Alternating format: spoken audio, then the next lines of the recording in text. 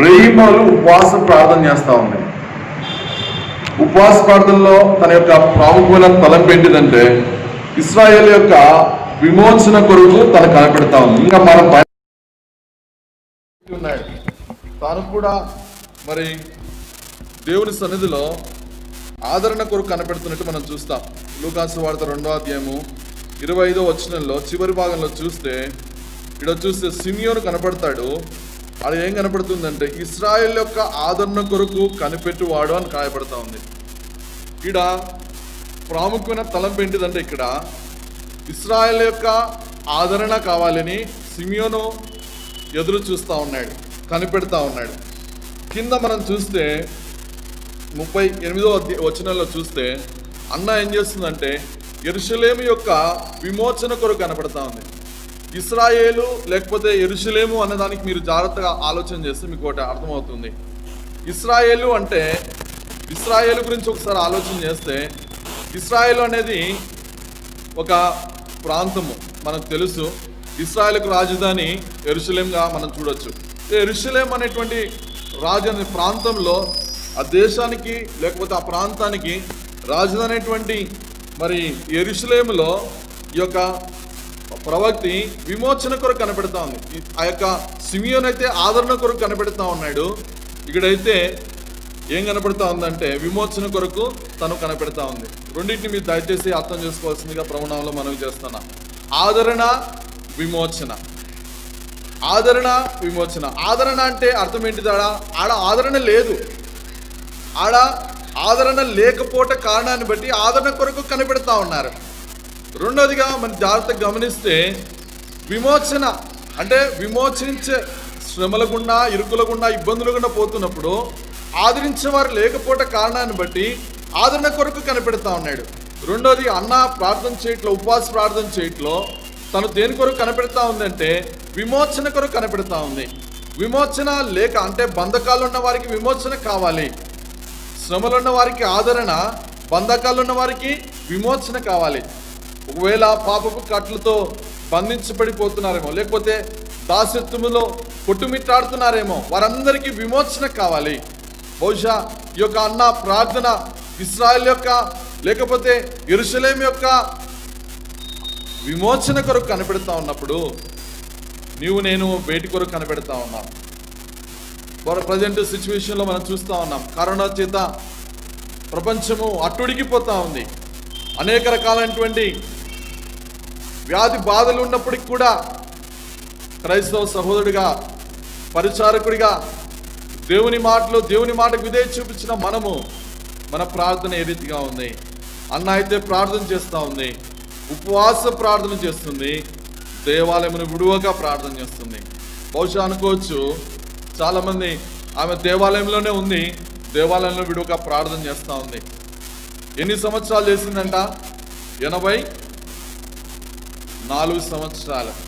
84 సంవత్సరాలు అటువంటి విధురాలైనప్పటికీ కూడా దేవుని మందిరం మీద వదిలిపెట్టలేదు. బహుశా సహోదరి ఎన్ని సంవత్సరాల నుంచి నువ్వు కనిపెడుతున్నావో, ఈ వ్యక్తి అయితే, ఈ ప్రవక్త అయితే, అన్న అయితే 84 సంవత్సరాల కొరకు ఆ సమయంలో కూడా యెరూషలేము విమోచన కొరకు కనిపెడతా ఉంది. యెరూషలేము యొక్క విమోచన జరగాలి, యెరూషలేములో విమోచన కొరకై కనిపెట్టే వారి కొరకై తను చూస్తూ ఉంది. అసలు మనం ఒకసారి దీని గురించి ధ్యానం చేయాలంటే పాత నిబంధన గ్రంథానికి వెళ్తే కొన్ని అంశాలు మనకు అర్థమవుతాయి విమోచన గురించి. ఈ యొక్క ఇశ్రాయేల్ ప్రజలను ఐగుప్తు బానిసత్వం నుంచి ఆ యొక్క శ్రమల గుండా వాళ్ళు వెళ్తున్నప్పుడు వారు చేస్తూ వచ్చిన మొరను దేవుడు ఆలకించి వారి కొరకై మరి మోషేను పంపుతూ వారి యొక్క ఆ శ్రమల్లో నుంచి వారిని విడుదల, విమోచన కలుగ చేస్తూ వచ్చినాడు. దేవుడు అద్భుతమైన రీతిలో మరి ఆయన బాహుబలము చేత ఇశ్రాయేల్ను ఐగుప్తు బానిసత్వం నుంచి విడుదల తీసుకుంటూ వచ్చినాడు. మనకందరికి తెలిసిన అంశమే. అంటాడు కదా, నా బాహుబలము చేతనే ఇశ్రాయేల్ను ఐగుప్తు బానిసత్వం నుంచి విడుదల చేస్తూ వచ్చినారు. అక్కడ కూడా మనం చూస్తే వారు పెట్టు మొర నాకు తెలిసే ఉన్నది అంటాడు. కాబట్టి మనము నిర్గమకాండం 3వ అధ్యాయంలో చూస్తే నిశ్చయముగా వారి మొరని ఆలకించిన, వారు విడిపించడానికి కొరకే నేను దిగి వచ్చినా అంటాడు. సోదరి వారు కూడా శ్రమల్లో, ఇరుకులో, ఇబ్బందుల్లో ఆదరణ లేక, మరి విమోచన లేక కొట్టుమిట్టాడుతున్నప్పుడు వారి కొరకై దేవుడు దిగొచ్చిన దేవుడుగా ఉంటున్నాడు. మోషేను పంపించి వారిని ఐగుప్తు బానిసత్వం నుంచి విడుదల కలుగజేస్తూ తీసుకుని వచ్చినాడు. మనకందరికి తెలిసిన అంశమే. ఇక ముందుకు వెళ్తే మనకి యెహోషువ గ్రంథానికి కాడికి వచ్చినప్పుడు ఒక మాట మనం చూడొచ్చు. యెహోషువ కాడికి వచ్చేసరికి అక్కడ అందరికీ రెండో అధ్యాయంలో నుంచి మనం చూస్తే ఒక మాట కనబడుతుంది.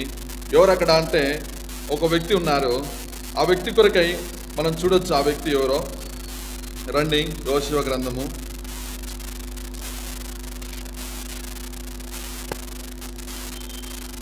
2వ అధ్యాయము 2వ అధ్యాయం మొదటి వచనం చివరి భాగంలో చూస్తే రాహాబును ఒక వేశ్య ఇంట, ఇక్కడ చూస్తే ఒక వేశ్య ఇంటికి వచ్చినాడు. ఇది ప్రాముఖ్యమైన తలంపు ఏంటంటే పరలోక రాజ్యంలో ఎవరు ప్రవేశిస్తారు అంటే దేవుడు స్పష్టంగా చెప్తున్నాడు, మీకంటే ముందుగా పరలోక రాజ్యంలో స్వతంత్రించుకుంటాడు. ఉదాహరణ బహుశా దేవుడు ఇది రాసించినాడేమో అనిపిస్తుంది నాకు. ఎందుకంటే తన స్థితిగతులను దేవుడు దర్శించడానికి వచ్చినాడు. ఈడ ఒక ప్రాముఖ్యమైన తలంపు ఏంటిదంటే ఇశ్రాయేలును విమోచించినాడు, ఎర్ర సముద్రం నుంచి పాయలు చేసినాడు, ఆ దాని మధ్య నడిపించుకుంటూ వచ్చినాడు. యోర్దాను తెచ్చాడు, యోర్దాన్ నుంచి కూడా మరి ఆ నుంచి కూడా మరి తప్పిస్తూ తీసుకుంటూ వచ్చినాడు. ఆ యొక్క యోర్దాన్లో పడి మరి యెరికో దగ్గరికి వచ్చినారు. ఇక్కడ ప్రాముఖ్యమైన తలంపు ఏంటిదంటే ఇశ్రాయేలును ఆ యొక్క బంధకాల నుంచి లేకపోతే ఆదరిస్తూ విమోచిస్తూ కాపాడుతుంటూ తీసుకొని వస్తున్నాడు. ఎక్కడికి వచ్చినాడు? యెరికో దగ్గరికి వచ్చినారు. యెరికో దగ్గరికి వచ్చేసరికి ఆ యొక్క రాహాబు యొక్క ఇల్లు ఎక్కడుందంట? ఇల్లు ఎక్కడుంది? ప్రాకారం మీద అని కనపడుతుంది. చూడండి, ఆ మాట చదవండి. 2వ అధ్యాయము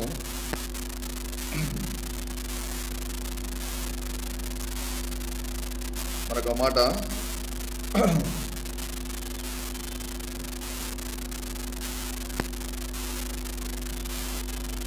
ఈ 13 వచ్చిన ఒక మాట చదవండి, చదివి సాయం చేయండి.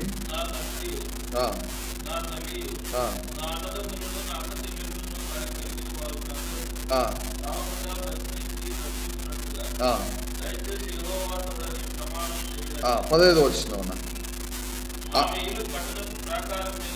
చాలా. ఆమె ఇల్లు పట్టణ ప్రాకారం మీద ఉండేను. దీనికి ముందు ఆమె చేసిన మనవి ఏంటిది? ఎవరి కోసం చేసింది మనవి? ఏమేం చేసిందంట? ఎవరెవరి కోసం చేసింది? తండ్రి, నా తల్లియు, నా అన్నదమ్ములను, నా కజలను, ఆ కలిగిన వారందరూ చావకున్నట్లు. అక్కడ ఏంటిదంటే మరణం ఉంది, మరణం ఏలుతా ఉంది, మరణించబోతున్నారు. మరణానికి అతి సమీపంగా ఉన్నారు వాళ్ళు, యెరికో పట్టణంలో. ఈమె ఇల్లు ఎక్కడుంది? ప్రాకారం మీద ఉంది. ప్రాకారం మీద ఉండి ఆమె దానికి ముందు చేస్తున్న మనవి ఏంటిదంటే ఆ వేగుల వారితో ఏమని మనవి చేస్తుందంటే నా తల్లిని, నా తండ్రిని, నా అన్నదమ్ములు, నాకు సంబంధించిన వారందరినీ నువ్వు కాపాడాలి అని వారితో ప్రమాణం చేయించుకుంటా ఉంది. సోడా సోదరి, ఇక్కడ చేరొచ్చిన మనలో ఎంతమంది నీ రక్త సంబంధుల కొరకు నువ్వు ప్రార్థన చేస్తున్నావు? ఎంతమంది నీ అన్నదమ్ముల కొరకు ప్రార్థన చేస్తున్నావు? ఎంతమంది తన కుమారుల కొరకు, కుమార్తెల కొరకు ప్రార్థన చేస్తున్నారు? ప్రాముఖ్యమైన తలంపు ఏంటంటే దేవుడు రాహాబు అనేటువంటి వేశ్యను దర్శించినప్పుడు ఆమె జీవితం మార్చబడింది. ఆమె చేస్తూ వచ్చిన ప్రార్థన అద్భుతమైన విధానంలో ఉంది. రక్షించబడ్డ నీవు నేను ఏ విధంగా ప్రార్థన చేస్తున్నాం, ఏ విధమైనటువంటి జీవితంలో మనం జీవిస్తూ ఉన్నాం? మన ప్రార్థన, మన యొక్క విజ్ఞాపనలు కనీసం మన ఇంటి పిల్లలనన్నా దర్శిస్తున్నాయా? పిల్లలను దర్శించక దేవుని మందిరంలో వాళ్ళకి కనపడకపోతే అది నా బాధ్యత కాదా? నా బాధ్యత కాదా? చాలా దౌర్భాగ్య పరిస్థితి ఏంటంటే ఈ దినాలు సంఘాల్లో తల్లిదండ్రులు దేవుని మందిరంలో కనపడుతున్నారు, కానీ ఎంతో విచారించదగిన సంగతి ఏంటంటే పిల్లలు దేవుని మందిరంలో కనపడకపోతున్నారు.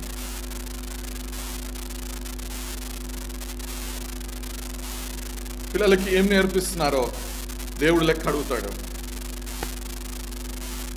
పిల్లల విషయమై, రక్షణ నిమిత్తమై రాహాబు ప్రార్థన చేస్తుంది. నా తలంపు ఏంటిదంటే, ఇక్కడ పిల్లలను కనపడకపోయినప్పటికీ తన కుటుంబం వారందరి కొరకు అన్నప్పుడు తన పిల్లలు కూడా ఉండొచ్చని నేను అనుకుంటున్నాను.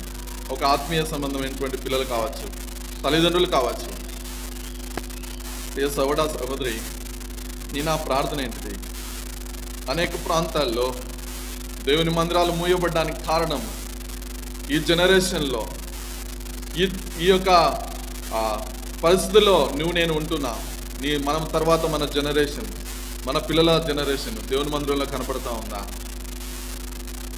ఒకసారి ఆలోచన చేస్తాం. ఒకసారి దేవుని సన్నిధిలో మన స్థితిని అడుగుదాం. తనైతే తన పిల్లల కొరకే ప్రార్థన చేస్తాన, తల్లిదండ్రుల కొరకే, కుటుంబం వారి కొరకే, అందరి కొరకే ప్రార్థన చేస్తుంది. లేకపోతే అడుగుతూ వచ్చింది, వాగ్దానం అడుగుతూ వచ్చింది. ఖచ్చితంగా దేవుడు వారి మాల ఆలకించినాడు.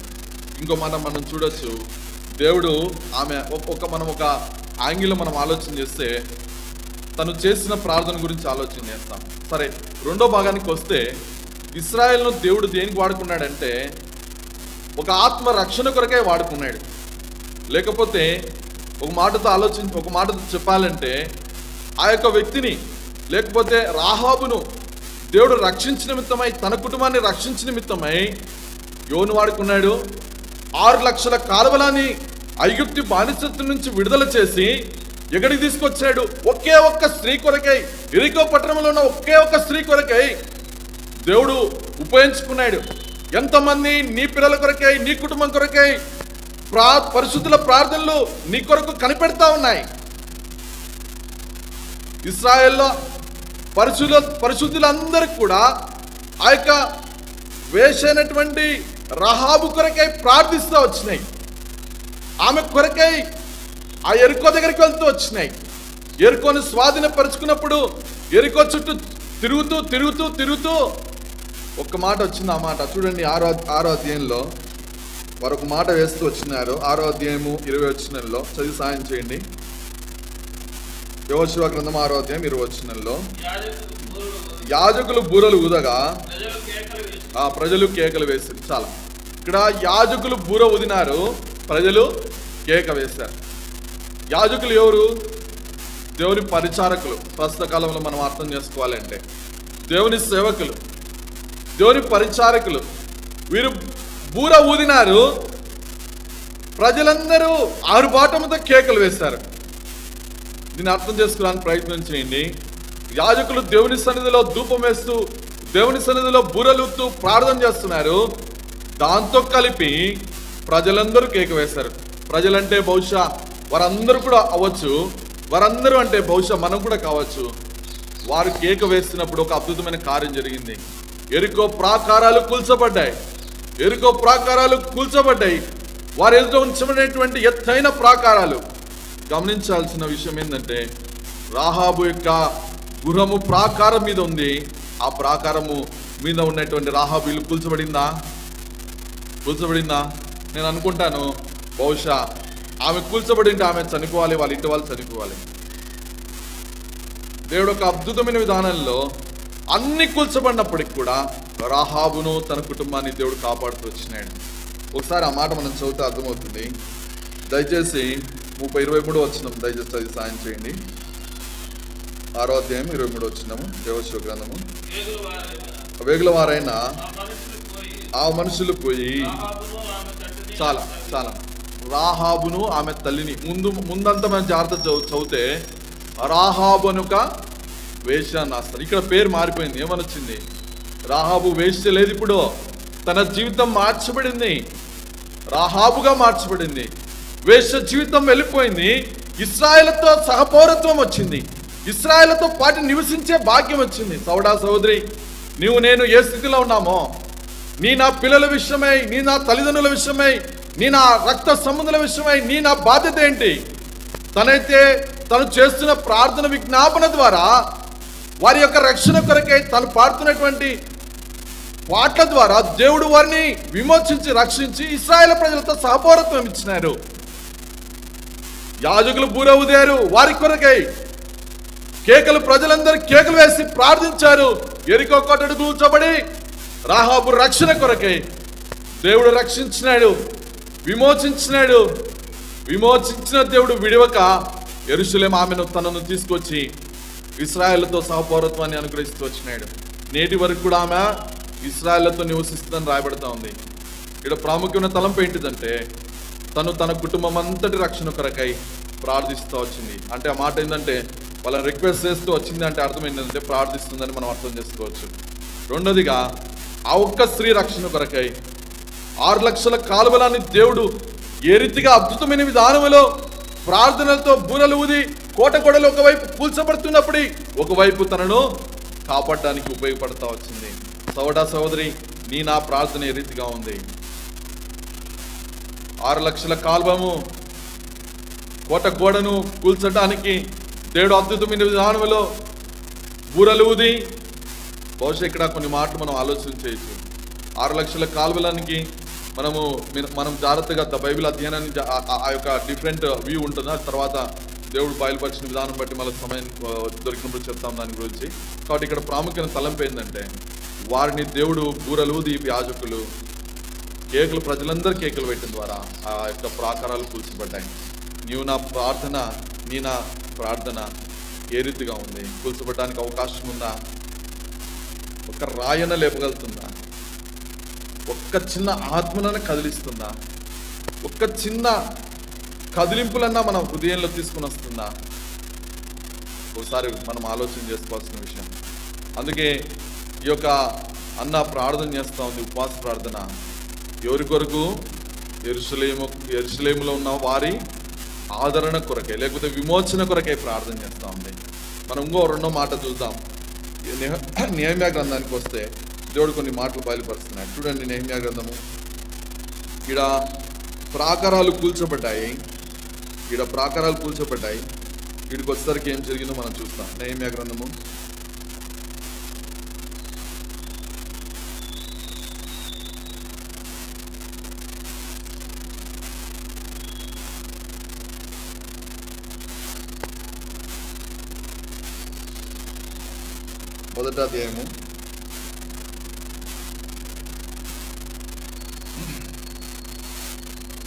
1వ అధ్యాయము 3వ వచనం చదివి సాయం చేయండి.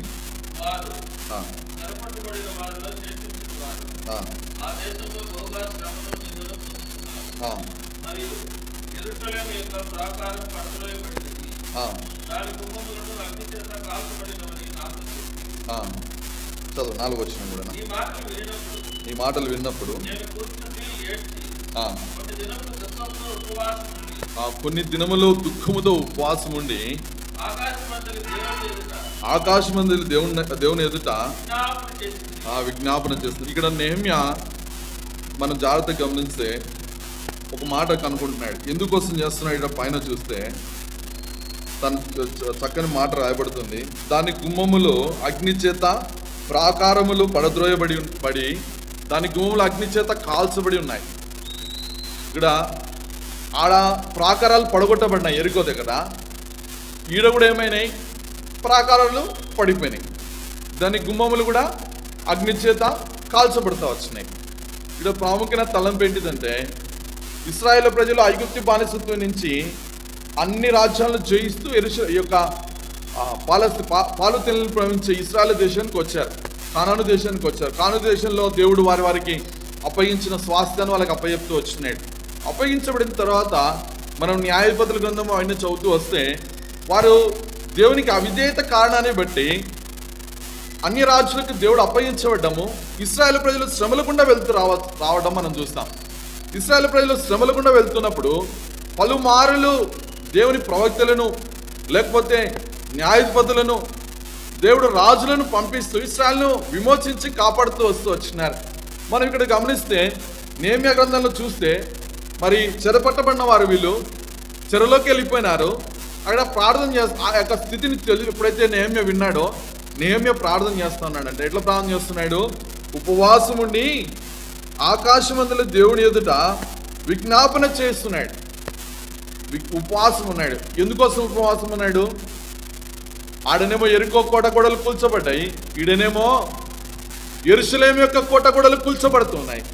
యెరూషలేము ఆయన నా పితరులు ఉన్నటువంటి సమాధులు గల పట్టణము పాడైపోతే నేను ఏ విధంగా ఉండగలుగుతాను? చూడండి, నా మాట రాస్తాడు. రెండో అధ్యాయం 3 చదివి సాయం చేయండి. నేను మిగుల భయపడి రాజు చిరంజీవి అని గాక నా పితరుల సమాధుల పట్టణం పాడైపోయినది, దాని గుమ్మములను అగ్ని చేత కాల్చబడినాయి. ఒకసారి దీన్ని అర్థం చేస్తున్నాను, ప్రయత్నం చేయండి. ఇంతకుముందు కూడా నేను ఒకసారి ఈ అంశాన్ని గుర్తు చేస్తూ వచ్చినాను. ప్రాకారములు అంటే మన దేహం అని మనం అనుకోవచ్చు. దేవుడు నీకు నాకు ఇచ్చినటువంటి దేహం మనం అనుకోవచ్చు. కొరింథీయులకు రాసిన పత్రికలో 6వ అధ్యాయం 19 చదివి సాయం చేయండి. దేహము దేవుని వల్ల నీకు అనుగ్రహించబడినది, నువ్వు విలువబెట్టి చదవండి. చదివి సాయం చేయండి. 6వ అధ్యాయము 1 కొరింథీయులకు రాసిన పత్రిక.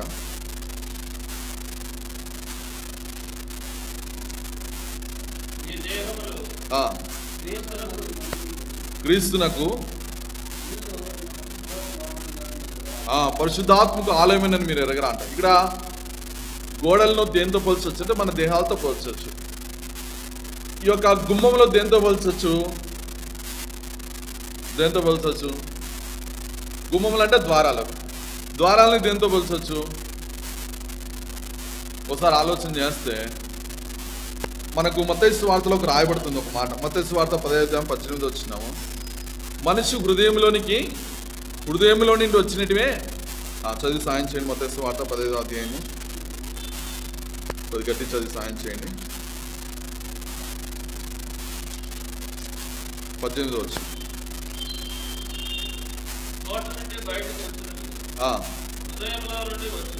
హృదయంలో నుండి వచ్చును. తన హృదయంలోకి ఎట్లా వెళ్తాయి? ఆ అవ్వ ఏం చేసింది? పండు చూసింది. చూడడం ఏదో చూసింది కన్నుతో. ఇప్పుడు మనం అర్థం చేసుకోవడానికి ప్రయత్నం చేయండి. ద్వారం అంటే కన్నే. ఈ కన్నుతో లోపలికి వెళ్ళిపోయింది, హృదయంలో ఆలోచన వచ్చింది, నెక్స్ట్ కార్యసిద్ధి కలిగజేస్తూ ఉంది. జాగ్రత్తగా అర్థం చేసుకోవడానికి ప్రయత్నం చేయండి. ఇక్కడ 15వ అధ్యాయం 18 ఏం కనపడుతుంది? నోటి నుండి బయటికి వచ్చు అని హృదయంలో నుండి వచ్చును, అవే మనిషిని అపవిత్రపరచును. కింద రాస్తున్నాడు చూడండి, ఏమనిచ్చాడు 19 దురాలోచనలు, నరహత్యలు, వ్యభిచారమును, వేషంగములు, దొంగతనములు, అబద్ధ సాక్ష్యములు, దేవదూషణలు హృదయం నుండియే వచ్చును. ఇక్కడ హృదయంలోంచి బయటికి వచ్చేది. ఈ బయటికి వచ్చే దానివల్ల ఏం జరుగుతుంది? ఈ కోటగోడలు కూల్చబడిపోతాయి. అంటే ప్రాముఖ్యమైన తలంపు ఏంటిదంటే, నెహెమ్యా ప్రాంతంలో కూడా, నెహెమ్యా గ్రంథం కూడా మనం చూస్తే ఇశ్రాయేల్ ప్రజల్లో పాపం ఉంటే వచ్చింది. పాపం ఉంటే కారణాన్ని బట్టి పీటలు వారిపోతూ వచ్చినాయి, కోటగోడలు కూల్చబడుతూ వచ్చినాయి. కోటగోడలు ఏమాత్రము శత్రువుకు అడ్డంగా లేకుండా ఈజీగా లోపల రావడానికి, వీరు దాంట్లో పడిపోయి నష్టపోవడానికి కారణమవుతూ వచ్చినాయి. సోదరి, నీ కన్నుతో ఒక ద్వారం అనే ఆలోచన చేస్తే ఈ గుమ్మములు కూల్చబడిపోతున్నాయి. పాపపు దురాలోచనలు హృదయంలోనికి వెళ్ళిపోయి శరీరాన్ని భ్రష్టత్వంలోనికి తీసుకెళ్ళిపోతా ఉన్నాయి. అందుకే ఇవన్నీ కాల్చబడిపోతున్నాయి. దీన్ని రక్షించబడి ఎవరు లేని ప్రార్థన చేస్తూ వచ్చినాడు. ఇప్పుడు ప్రాముఖ్యమైన తలంపు ఏంటంటే, అదే హృదయం దగ్గరికి ప్రకటన గ్రంథంలో మనం చూస్తాం. 3వ అధ్యాయము, ప్రకటన గ్రంథం 3వ అధ్యాయము 20 ప్రకటన గ్రంథం 3వ అధ్యాయం 20 అదే హృదయం దగ్గరికి ఏమన్నాడు దేవుడు? యేసుప్రభువు అంటున్నాడు, దేవుడు అంటున్నాడు, చూడు, తలుపునద్ద నుండి తట్టుచున్నాను. ఇప్పుడు గుమ్మములు లేకపోతే తలుపులు అని మనం ఆలోచన చేసుకుంటే, తలుపు దగ్గర నిలబడి తట్టుచున్నాను. ఎవడైనాను నా స్వరం విని ఆ తలుపు తీసిన ఎడల నేను అతని యొద్దకు వచ్చి అతనితో నేనును నాతో కూడా భోజనము చేయను. ఇప్పుడు చాలా ప్రాముఖ్యమైన తలంపిన అర్థం చేసుకున్నాను, ప్రయత్నం చేయండి. ఇప్పుడు ఒక్కటే దేవుడు వచ్చిన అవకాశం. నీ హృదయం దగ్గర ఆయన వాకిల దగ్గర తట్టుతున్నాడు. హృదయం విప్పి దేవుని సన్నిధిలోనికి ఆహ్వానిస్తావా? ఓ పాట ఉంది, యెరూషలేము గుమ్మములారా రాజును లోనికి రానిమ్ము. ఇప్పుడు గుమ్మంలో తెరిచి నీ హృదయాన్ని తెరిచి దేవుని హృదయంలోనికి ఆహ్వానిస్తే నీలోనేటువంటి దేవునికి అవిధేయతమైనటువంటివి, దేవునికి అయిష్టమైనటువంటి అన్నిటినీ పారద్రోలి నీలో ఏమంటున్నాడు, నీతో నేను సహవాసం చేస్తాను. ఇది బహుశా అందరూ అనుకుంటాడు రక్షణ వార్త రక్షణ సంబంధించినటువంటి వర్తమానం కాదు. రక్షించబడి కూడా విశ్వాసులమని చెప్పబడుతూ కూడా మన యొక్క ఆత్మీయమైనటువంటి గోడలు కూల్చబడి నష్టపోతూ ఉన్నా. అందుకే దేవుని సంఘంలో దేవుని ప్రజలు ఆశీర్వాదానికి బదులుగా నష్టాన్ని కొని తెచ్చుకుంటున్నారు.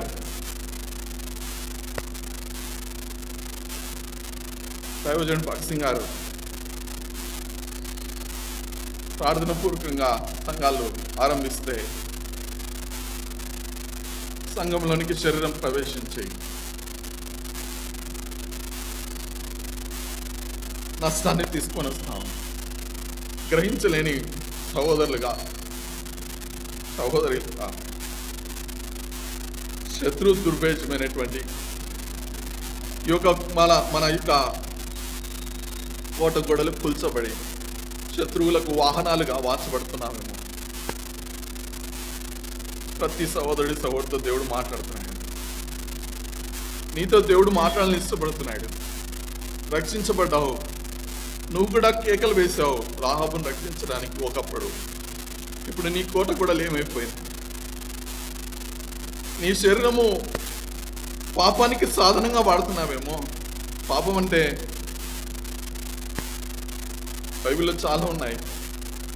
మేలైనది చేయకుండా కూడా పాపమే. దేవుని సంఘములో అనేక పర్యాయములు మేలైనది చేయాలని ఆశించుండొచ్చు, చేయక పాపం చేస్తూ వచ్చావేమో. నీ ఆత్మీయమైనటువంటి గోడలు కూల్చబడి సంఘానికి నష్టాన్ని తీసుకొస్తున్నామేమో. ఒకసారి మనం ఉపవాస ప్రార్థనలో అన్నా ప్రార్థించింది విమోచన కొరకై, ఇశ్రాయేలు విమోచన కొరకై. సోదరా సహోదరి, నీవు నా ప్రార్థన ఏంటి? నెహెమ్యా ప్రార్థించి కట్టాడు, సమకూర్చుకున్నాడు, ప్రతిష్ఠించాడు. శత్రువులు ఏమాత్రము ప్రవేశించకుండా పట్టణం కాపాడడానికి ఒక నెహెమ్యాను దేవుడు వాడుకున్నాడు. ఇక్కడ లేరా నెహెమ్యాలు? ఇక్కడ లేరా అన్నాలు? దేవుని ఆత్మల కొరకాయి, దేవుని సంఘం క్షేమం కొరకాయి, దేవుని సంఘం కట్టబడ్డానికి కొరకాయి, వ్యక్తిగతంగా కట్టబడ్డానికి కొరకాయి, కుటుంబంగా కట్టబడ్డానికి కొరకాయి, మన ప్రాంత కట్టబడ్డానికి కొరకాయి. బహుశా కరుణ దేవుడు అనుమతించడానికి కారణం, కరుణను బట్టి నీవు నేను కూడా నేర్చుకోవాల్సిన అనేకమైన పాఠాలు ఉన్నాయి. మనకు తెలుసు, అవన్నీ చాలామంది సేవకులు మరి చెప్తూ వచ్చినారు. చివరి దినాల్లో నమ్మనము, శత్రువుకు అవకాశం ఇవ్వకుండా, పాపమునకు అవకాశం ఉండకుండా దేవుడు అనేక పర్యాయంలో నీకు అవకాశం ఇస్తున్నప్పుడు అన్నా ప్రవక్త వలె విడవక ఎన్ని సంవత్సరాలు, 24 సంవత్సరాలు కూడా దేవుని మందిరాన్ని కనిపెడతా వచ్చింది. నా ప్రార్థన దేవుని సన్నిధిలో కనిపెడతా ఉందా? ఒకవేళ ఆ విధంగా లేకపోతే మనల్ని మనం ప్రతిష్ఠించుకుందాం. ఉపవాస ప్రార్థనలో కలిసి దేవుని కొరకు మరి సమర్పించుకొని, మరి పేదలు ప్రార్థన మందిరం కొరకు, అదే రీతిగా చుట్టుపక్కల ఉన్నటువంటి గ్రామాల వాటన్నిటి కొరకు మనం ప్రార్థించవలసిన వారంగా ఉన్నాం. మనం ప్రార్థనలో ప్రవేశిస్తాం. కొన్ని ప్రార్థన అంశాలు మరి చదువుతాము, దాని ప్రకారంగా మనం ప్రార్థన చేస్తాం. మోకాల మీదకి వెళ్దాం.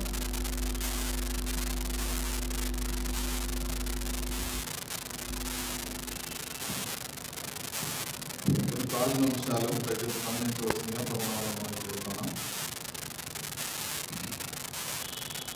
బేతేలు ప్రార్థన మందిరం ఆత్మీయంగా బలపరచబడడానికి, సంఘములో ఐక్యత కలిగి అందరూ దేవుని పరిచయంలో పాల్గొనడానికి, తర్వాత మందిరం యొక్క మరి కన్స్ట్రక్షన్స్ కొరకై కొన్ని పనులు జరుగుతున్నాయి, వాటన్నిటి కొరకై ప్రారంభించండి.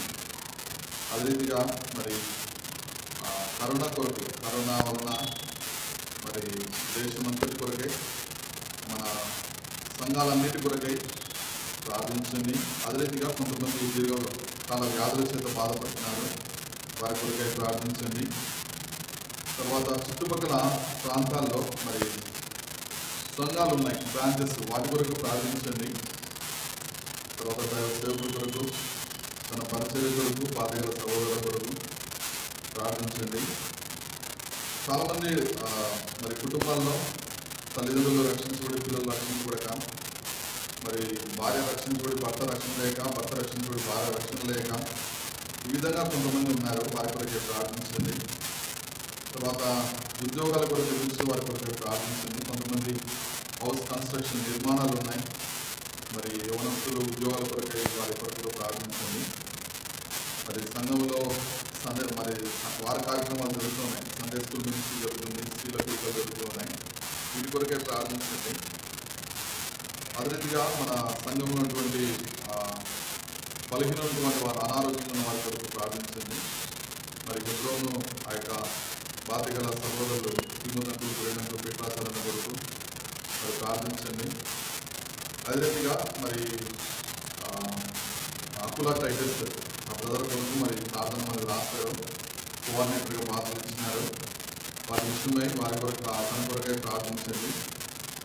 మరి సంఘంలో నూతన ఆత్మలు చేర్చబడడానికి కొరకై మరి ప్రార్థించండి.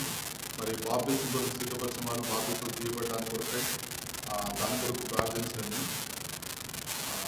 కుటుంబంలోని అన్ని విశ్వాసుల క్షేమం కొరకై ఈ ప్రస్తుత దినాల్లో కరోనా వ్యాధి చేత మరి కొంతమంది బాధపడుతున్నారు, వారి కొరకు అదే రీతిగా దాని నుంచి మరి ఆ యొక్క కరోనాలో పడకుండా కాపాడబడడానికి కొరకై మరి ప్రార్థించండి. అదే రీతిగా విధవరాములైనటువంటి కొంతమంది ఉన్నారు, ఆ సహోదరుల కొరకై వారి ఆదరణ కొరకై ప్రార్థించండి.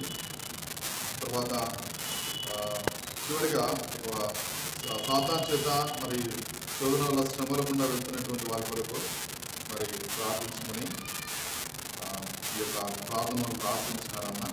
కాబట్టి వీరన్నింటి కొరకు ప్రార్థిస్తాం. ఇంకా మీ వ్యక్తిగత విషయాల్లో ఏదైనా మరి పేర్లు నేనైతే చదవలేదు, మరి తెలిసిన వారందరి కొరకు మనం ప్రార్థనలో మొదటిగా ఒక సహోదరుడు ఒక సహోదరి వాక్య వెలుగులో మనం ఒకసారి పరిశీలన చేసుకుని తిరిగి ప్రతిష్ఠించుకొని ఉపవాసంతో దేవుడి సన్నిధిలో మరి కనిపెట్టి అతిథిగా వారందరి కొరకు ప్రార్థించడానికి దేవుడు మనకు సాయం చేయగాక. మరి సహోదరు సహోదరి మొదటి ప్రార్థన సహోదరు సహోదరు మార్చి